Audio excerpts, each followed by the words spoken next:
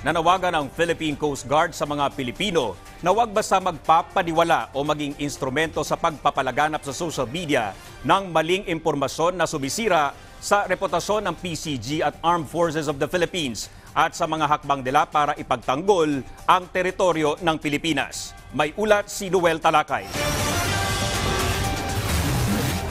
I'm calling out to all Filipino na mahilig mag-Facebook, mahilig gumamit ng social media. Kung makakakita kayo ng fake news na lumalabas sa feed nyo, at least care to comment, share the right information. Ito ang hiling ni Philippine Coast Guard for the West Philippine Sea spokesperson Commodore J. Tarilla kaugnay sa mga maling impormasyon at pro-China content na kumakalat sa social media. Nagiging dahilan raw kasi ito ng pagkawatak-watak ng mga Pilipino. Sa isang weekly news forum, ipinaliwanag niya sa media kung ano ang pinanggagalingan ng kanyang tweet nitong nakarang araw kung saan tila may pinariringgan siyang mouthpiece umano ng China. Well, to start with, ang tweet ko na to is a personal opinion.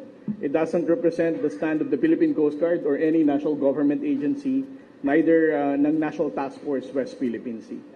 Ang sabi ko sa tweet, kung ikaw Pilipino at ikaw dumidepensa ka sa incheck, sa Chinese government, sa Chinese Coast Guard, despite of the compelling evidences na nilalabas namin, despite of the videos na nilalabas namin, the photos na nilalabas namin sa publiko to show the aggressive behavior of China, mukha talagang masasabi na natin, you are unpatriotic.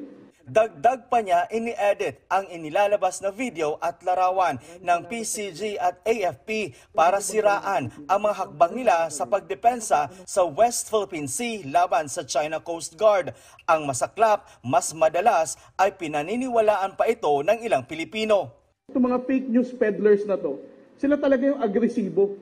Gumagawa ng column sa dyaryo, gumagawa ng pinag-uubusan pa ng panahon ng pag-edit ng videos and photos nila. Iginiit ni Tarilla na nirerespeto pa rin niya ang freedom of expression ng bawat Pilipino.